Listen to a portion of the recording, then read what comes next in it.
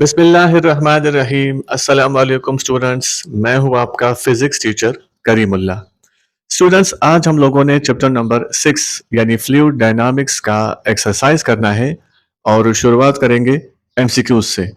तो यहाँ पे जो पहला एमसीक्यू गिवन है उसमें कहा जा रहा है for substances that do not flow easily like Honey have the dash value for the coefficient of viscosity. सवाल में हमसे पूछा जा रहा है कि वो सब्सटेंसेस जो आसानी से फ्लो नहीं करते, जैसे हनी हो गया या हनी की तरह के सब्सटेंसेस, तो इनकी कोएफिशिएंट ऑफ विस्कोसिटी की वैल्यू डैश होती है। लो होती है, हाई, ज़ीरो या नेगेटिव होती है, तो यहाँ पे हम आंसर देंगे हाई होती है। वो सब्सटेंसेस जो आसानी से फ्लो नहीं करते, उनकी कोएफिशिएंट ऑफ विस्कोसिटी की वैल्यू हाई होती है। विस्कोसिटी हम पढ़ चुके हैं कि विस्कोसिटी क्या होती है। विस्कोसिटी जो है किसी भी फ्लूइड की अपने ही फ्लो के खिलाफ अपोजिशन रेजिस्टेंस को विस्कोसिटी कहते हैं। अगर एक पानी के गिलास को उल्टा कर दिया जाए तो कितनी तेजी से उससे पानी निकलना शुरू हो जाएगा, क्योंकि उसकी विस्कोसिटी कम है। जो पानी के इंटरनल लेयर्स हैं मॉलिक्यूल्स के, उनके दरमियान जो फोर्सेस हैं वो वीक है, जो फ्रिक्शन है वो वीक है as compare to Honey.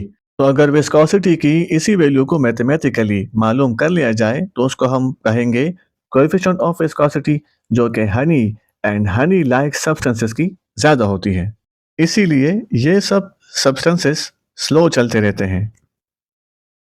MCQ number 2, A unit for viscosity. The centipoise is equal to which of the following? यहाँ पे ये चार ऑप्शंस हमें गिवन है। इसमें पूछा जा रहा है कि विस्कोसिटी का जो यूनिट है सेंटीपॉइस, ये इन चार ऑप्शंस में से किसके बराबर है। विस्कोसिटी का SI unit and CGS unit ये दोनों हम पढ़ चुके हैं। जैसे एसआई यूनिट है पास्कल सेकंड और सीजीएस यूनिट क्या था, तो सीजीएस यूनिट है poised.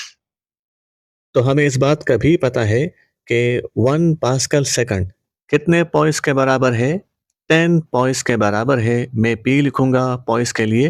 This implies that 1 poise is equal to 10 power minus 1 pascal into second.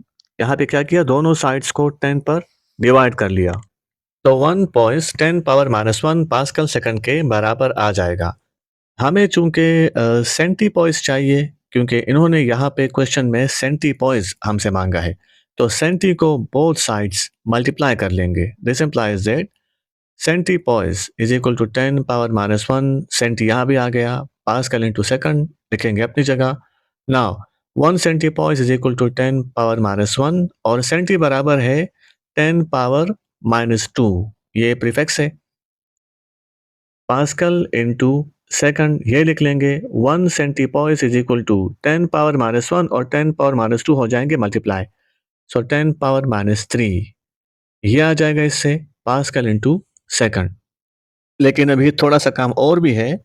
1 centipoise is equal to 10 power minus 3 pascal जो है इसकी जगह मैं लिख सकता हूँ newton divide by metre square, क्योंकि पास्कल प्रेशर का यूनिट है। प्रेशर का फार्मूला है P is equal to F divide by A. Now force के लिए लिखेंगे न्यूटन, क्योंकि इसका यूनिट न्यूटन है, और एरिया के लिए मीटर स्क्वायर, जो कि पास्कल के बराबर है। तो मैं यहाँ पे लिखूंगा newton divide by metre square, और ये सेकंड आ जाएगा अपनी जगह पे। तो मालूम हुआ कि 1 सेंटीपॉइस 10 पावर माइनस 3 न्यूटन सेकंड पर मीटर स्क्वायर के बराबर है।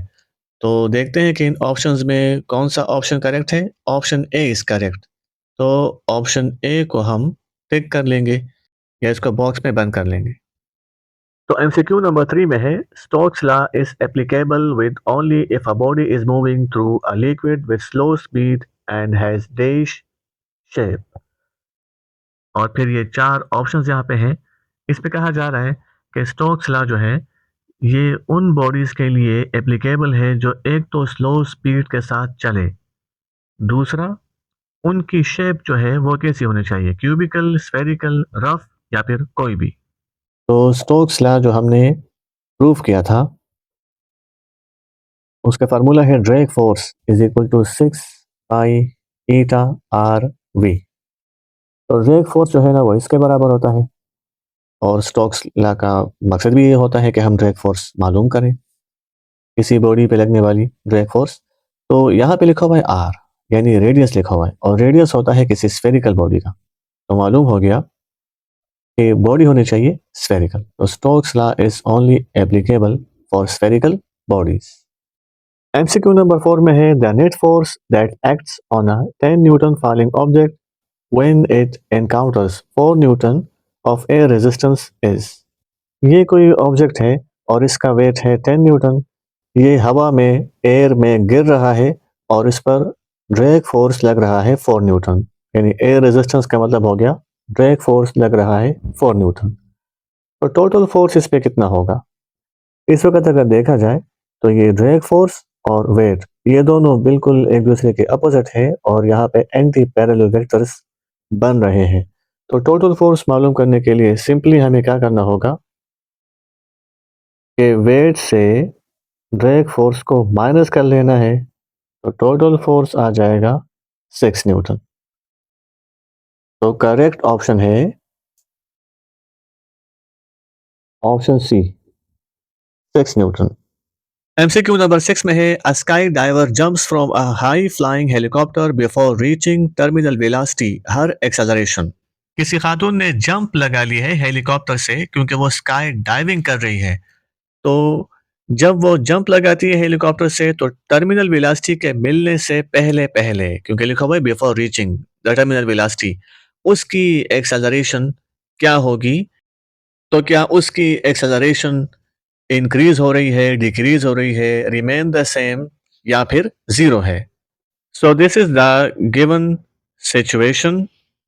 जिस वक्त स्काई डाइवर हेलीकॉप्टर से छलांग लगाती है तो उस वक्त जी की वैल्यू होती है 9.8 मीटर पर सेकंड स्क्वायर। ये जी की वैल्यू होती है, लेकिन फिर उस बंदी के वेट के खिलाफ ड्रैग फोर्स लगना शुरू हो जाता है, और फिर वो ड्रैग फोर्स आहिस्ता आहिस्ता बढ़ना शुरू हो जाता है, जिसकी वजह से ड्रैग फोर्स उसकी वेट के बराबर हो जाता है, और जी की वैल्यू जो 9.8 है ये कम होना शुरू हो जाती है, और कम होते होते जैसे 9 से 8, 8 से 7, और इस तरह आखिरकार ज़ीरो तक पहुंच जाती है। तो ऐसी कंडीशन में हम बोलेंगे कि before reaching the terminal velocity the value of G decreases. Terminal velocity के मिलने से पहले पहले जी की वैल्यू कम हो जाती है। तो चलते हैं एमसीक्यू नंबर 6 की तरफ। At terminal velocity the acceleration of a falling object is, और ये चार ऑप्शन यहाँ पे मौजूद हैं। जब किसी बॉडी को टर्मिनल वेलोसिटी मिल जाती है तो उस वक्त उसकी एक्सेलरेशन की वैल्यू क्या होती है? तो ये हम इससे पहले एमसीक्यू में भी हमने डिस्कस कर लिया कि उस वक्त उसकी एक्सेलरेशन की वैल्यू होती है ज़ीरो। वजह यह है कि एक्सेलरेशन है change in velocity divide by change in time. तो जिस वक्त किसी बॉडी को मिल जाती है टर्मिनल वेलोसिटी, तो टर्मिनल वेलोसिटी गेन करने के बाद इस बॉडी की इनिशियल वेलोसिटी और फाइनल वेलोसिटी दोनों हो जाती है बराबर, और टर्मिनल वेलोसिटी एक कांस्टेंट वेलोसिटी है, तो वेलोसिटी में चेंज नहीं आ रहा, तो एक्सेलरेशन क्या हो जाएगा? ज़ीरो, क्योंकि एक्सेलरेशन के लिए वेलोसिटी में चेंज आना बहुत ज़रूरी है। तो यहाँ पे एक्सेलरेशन ज़ीरो हो जाएगा क्योंकि वेलोसिटी में चेंज नहीं आ रहा। तो ऑप्शन है A, option A is correct. MCQ number 7. According to equation of continuity, AV is equal to constant. This constant is equal to volume of fluid, mass of fluid, density of fluid, volume flow rate. Equation of continuity के मुताबिक A multiply by V is equal to constant. तो इस constant का नाम क्या है? यानी ये हमसे पूछा जा रहा है इस एमसीक्यू में। ए क्या है? एरिया। V क्या है? Velocity. A is area of pipe, V है वेलोसिटी ऑफ फ्लूइड। इन दोनों की मल्टीप्लिकेशन कांस्टेंट के बराबर है। तो इसको हल करने के दो तरीके हैं। AV एरिया लिखेंगे अपनी जगह और वेलोसिटी लिखेंगे change in displacement divide by change in time. तो मैं s लिख सकता हूँ या फिर x लिख सकता हूँ। ये जो एरिया है और ये डिस्प्लेसमेंट है, इन दोनों को मल्टीप्लाई कर लेते हैं तो इससे आ जाएगा वॉल्यूम। तो area multiply by velocity is equal to change in volume divide by time. तो टाइम के लिहाज से जो फ्लूइड का वॉल्यूम फ्लो हो रहा है पाइप में, इसको बोलते हैं volume flow rate. Volume flow rate एक तो ये तरीका है इसको मालूम करने का, दूसरा भी है एरिया मल्टीप्लाई बाय वेलोसिटी, यानी मैं लिखूंगा यहाँ पे और, क्योंकि मैं अभी एक और मेथड करने जा रहा हूँ। सो एरिया का यूनिट है मीटर स्क्वायर, वेलोसिटी का यूनिट है metre per second, sorry metre per second. तो मीटर स्क्वायर और मीटर हो जाएंगे मल्टीप्लाई, तो ये हो जाएगा मीटर क्यूब पर सेकंड।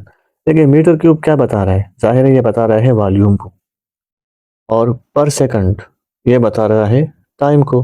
तो अगेन हमारे पास क्या आ गया, वॉल्यूम फ्लो रेट। तो यहाँ पे option D is correct, volume flow rate. MCQ number 8.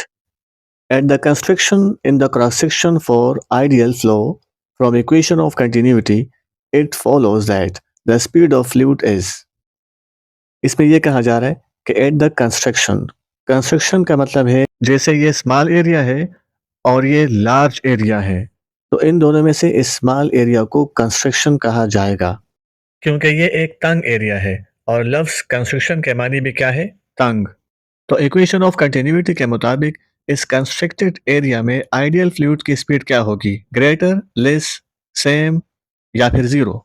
तो इक्वेशन ऑफ कंटिन्यूटी है A1 V1 is equal to A2 V2 is equal to constant. ये हमने पढ़ा था इक्वेशन ऑफ कंटिन्यूटी। तो यहाँ पे अगर एरिया A1 ये ज़्यादा है तो V1 स्पीड जो है ना वो कम हो जाएगी, क्योंकि क्रॉस सेक्शन एरिया A1 ज़्यादा है। फिर अगर यहाँ पे देखा जाए तो क्रॉस सेक्शन एरिया A2 कम है, तो V2 स्पीड यहाँ पे ज़्यादा हो जाएगी। तो चूंकि इस एरिया का जिक्र हो रहा है, तो अगर ये एरिया कम है तो इसमें स्पीड ऑफ फ्लूइड ज़्यादा हो जाएगा। तो यहाँ पे हम टिक करेंगे ऑप्शन ए को। MCQ number 9. As water in a level pipe passes from a narrow cross section, the pressure against the wall increases, decreases, remains the same, is zero। पानी जो है वो किसी लेवल पाइप में से गुजर रहा है। लेवल पाइप का मतलब क्या है कि ये जो पाइप है, अगर हम एक ग्राउंड ले लें तो ग्राउंड से इसकी हाइट बिल्कुल सेम है। यानी अगर ये हाइट H1 है और मैं बिल्कुल दरमियान में वाटर की एक लेयर इसमें से ले लूँ और इसको मैं H2 हाइट कहूँ, तो ये जो पाइप है ग्राउंड से इसका लेवल बिल्कुल बराबर है। ये जो इसकी वाइडर एरिया है ये ऊपर नहीं है, ये स्मॉलर एरिया के साथ है पैरेलल। सो वाटर जो है ना वो एक लेवल पाइप में से पास हो रहा है, और कहाँ पास हो रहा है, नैरो क्रॉस सेक्शन में से। यानी ये जो नैरो क्रॉस सेक्शन है इसमें से वाटर पास हो रहा है और फिर ये जा रहा है towards the wider cross section. A1 is narrow cross section, A2 is wider cross section। Ideal fluid narrow area से वाइडर एरिया की तरफ जा रहा है और एक प्रेशर भी लगा रहा है। तो नैरो से वाइडर जाते हुए ये प्रेशर बढ़ रहा है या कम हो रहा है। According to Bernoulli's equation, pressure is inversely proportional to speed of the ideal fluid. इसी तरह इक्वेशन ऑफ कंटिन्यूटी के मुताबिक the cross section area of the fluid is inversely proportional to velocity of the fluid. तो equation of continuity के मुताबिक अब ये वाली एरिया तो नैरो है, स्मॉलर है, तो यहाँ से गुजरने वाली आइडियल फ्लूइड की स्पीड क्या हो जाएगी, ज्यादा। तो स्मॉलर एरिया में से गुजरते हुए फ्लूइड की प्रेशर का क्या होगा। तो जब आइडियल फ्लूइड की स्पीड ज्यादा हो जाएगी तो फिर स्मॉल एरिया में प्रेशर जो है ना वो कम हो जाएगा। इसको मैंने P1 कह दिया है। इस प्रेशर को जो स्मॉलर क्रॉस सेक्शन की दीवारों पे लग रहा है, ये वाला प्रेशर कम हो जाएगा। अब जरा आते हैं इस वाइडर एरिया की तरफ। चूंकि ये वाली एरिया ज़्यादा है, A2 क्रॉस सेक्शन एरिया ज़्यादा है, तो इक्वेशन ऑफ कंटिन्यूटी के मुताबिक यहाँ पे जो V2 है यानी वाटर की स्पीड है वो कम हो जाएगी। जब स्पीड कम हो गई तो अब बर्नौली इक्वेशन के मुताबिक, देखिए हमने तो स्पीड को कम कर लिया ना, जब ये स्पीड कम हो गई तो जो फ्लूइड का प्रेशर है, जिसको हम बोलते हैं स्टैटिक प्रेशर, इसको हमने पढ़ा था बर्नौली इक्वेशन में, ये प्रेशर ज़्यादा हो जाएगा। तो यहाँ पे फ्लूइड का प्रेशर P2 ये बढ़ेगा। तो option A is correct, the pressure is increases, क्योंकि static pressure is directly proportional to cross section area of the fluid. ये सब हम पढ़ चुके हैं बर्नौली इक्वेशन के टॉपिक में। MCQ number 10, a 4 metre high tank filled with water. ये 4 मीटर का वाटर टैंक है, तो हाइट कितनी है 4 मीटर और ये फुल ऑफ वाटर है। Is drilled with 4 identical small holes at 1 meter, 1.5 meter, 2 meter and 2.5 meter from the bottom of the tank। और इस टैंक में 4 बिल्कुल एक जैसे यानी आइडेंटिकल होल्स किए हुए हैं और ये इस तरह 1 मीटर और 1.5, 2 और 2.5 मीटर की दूरी पर मौजूद है। The speed of efflux will be greatest from the holes at, तो स्पीड ऑफ एफ्लक्स जो है ना वो किस होल से सबसे ज़्यादा होगा, यानी किस होल से सबसे हाई स्पीड के साथ वाटर जो है ना वो इसमें से निकलेगा। तो इसके लिए हमने टोरिसेली थ्योरम पढ़ा था। टोरिसेली थ्योरम, उसमें हमने स्पीड ऑफ एफ्लक्स का फार्मूला पढ़ा था, V efflux is equal to 2GH under root.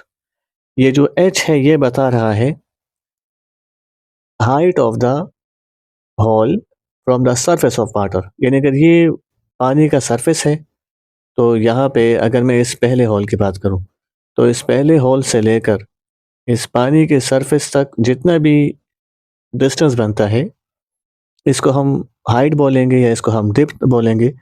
तो यहाँ पे मालूम हो रहा है कि जितना हाइट ज़्यादा होगा उतना ही स्पीड ऑफ एफ्लक्स ज़्यादा होगा। So we efflux is directly proportional to under root height. G की वैल्यू तो ऐसे भी सेम है। तो यहाँ पे अगर हम इस 1 मीटर को देखें तो पानी के सरफेस से ये 1 मीटर के मुनासबत से जो होल बनाया हुआ है ये होल काफ़ी दूर है और काफ़ी हाइट पर है। तो यहाँ से ज़्यादा हाई स्पीड के साथ जो है ना वाटर निकलेगा, एफ्लक्स होगा। 1.5 से उससे कम स्पीड के साथ निकलेगा, 2 से उससे भी कम स्पीड के साथ और 2.5 से उससे भी कम स्पीड के साथ। तो ये जो 1 मीटर की मुनासबत से हाइट पर मौजूद जो होल है उससे सबसे हाई स्पीड के साथ वाटर जो है ना वो एफ्लक्स होगा, निकलेगा। MCQ number 11, Venturimeter is a device used to measure the, venturimeter वो डिवाइस है जिसके जरिए हम किस चीज की पैमाइश कर सकते हैं, mass of the fluid, viscosity of the fluid, speed of the fluid या फिर डेंसिटी ऑफ द फ्लूइड।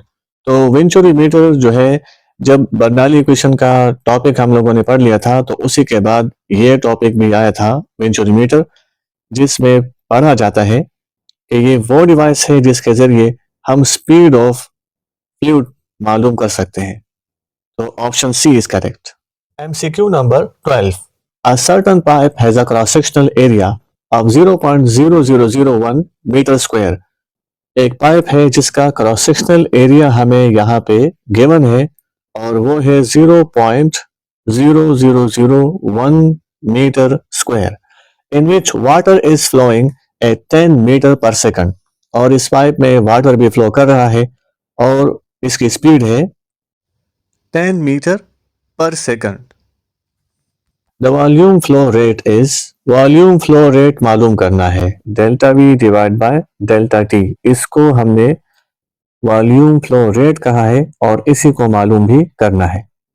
तो वॉल्यूम फ्लो रेट का फार्मूला है cross section area of pipe multiply by speed of fluid is equal to volume flow rate, delta V divide by delta T.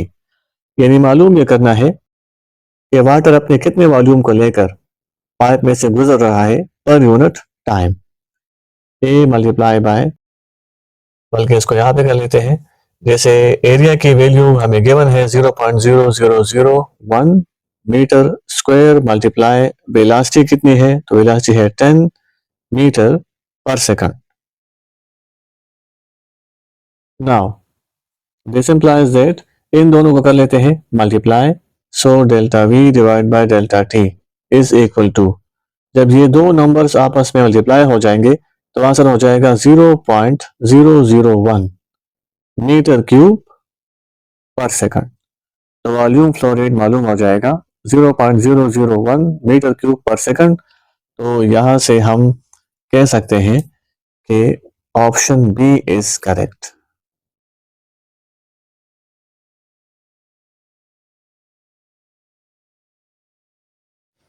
MCQ number 13. At sufficient high speeds, the flow of viscous fluid becomes, एक खास speed पर ये जो viscous fluid है इसकी flow क्या बन जाती है, तो हम कहेंगे कि शुरू में इसकी अगर फ्लो लेमिनार है, स्ट्रीमलाइन है, तो एक खास स्पीड के बाद ये जो फ्लो है ना ये बन जाती है टर्बुलेंट, और ये हमने पढ़ा था फ्लूइड फ्लो के टॉपिक में। तो ऑप्शन डी इज करेक्ट। एक खास स्पीड के बाद या एक खास स्पीड पर लेमिनार फ्लो जो है वो टर्बुलेंट फ्लो बन जाती है किसी फ्लूइड की, और वो स्पीड जिस पर लेमिनार फ्लो टर्बुलेंट फ्लो में कन्वर्ट हो जाए उस स्पीड को हम बोलते हैं क्रिटिकल स्पीड। एमसीक्यू नंबर 14 में है the water in the tank is 10 metre above the leak point. अच्छा, इसमें कोई वाटर टैंक है, इसको मैं यहाँ पे इस तरह बना लेता हूं कि ये कोई वाटर टैंक है और इसमें लीक पॉइंट भी मौजूद है। तो मैंने लीक पॉइंट को यहाँ बना दिया, this is the leak point, और इस लीक पॉइंट से जो वाटर है वो 10 मीटर अबव है, यानी अगर ये पानी का सरफेस है तो ये टोटल हाइट लीक पॉइंट से हो जाएगी 10 मीटर, और यहां से वाटर निकल रहा है। ठीक, the speed with which water emerge, यानी वो वाली स्पीड मालूम करनी है जिससे ये वाटर इमर्ज हो रहा है, ये वाटर इस लीक पॉइंट से निकल रहा है फ्रॉम द लीक इज। तो इसको मालूम करते हैं। तो स्पीड ऑफ एफ्लक्स का फार्मूला हमने किया है by Torricelli theorem. So we efflux is equal to 2gh under root. Now V efflux is equal to 2g की वैल्यू 9.8 लगा देंगे और h की वैल्यू है 10, ये लगा देंगे। इससे आ जाएगा 196 अंडर रूट।